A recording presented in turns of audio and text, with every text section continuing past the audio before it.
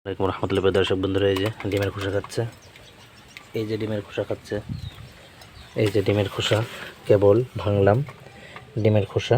প্রিয় দর্শক বন্ধুরা, এই যে এটা দিয়ে ডিমের খোসাগুলো গুঁড়ো করলাম, সব খোসা গুঁড়ো করা হয়ে গেছে।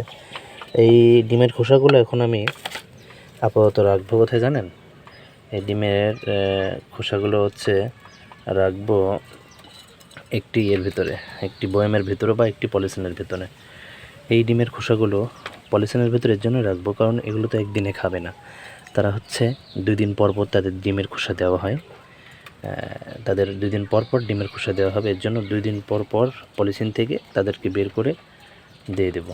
এই যে ডিমের খোসা খাচ্ছে দুইজন, দেখছেন? এই যে এখানে দেখছেন, এই পাশেও খাচ্ছে কিন্তু ডিমের খোসা। এই যে এই যে এই জন্য প্রিয় দর্শক বন্ধুরা, এই ডিমের খোসা দেখছেন আমার হাতে। এই ডিমের খোসাগুলো পলিথিনে এখন বেঁধে রাখবো। এগুলো গুঁড়ো করা, মোটামুটি এগুলো 1 মাস যাবে না, 20 দিন যাবে মোটামুটি, আলহামদুলিল্লাহ।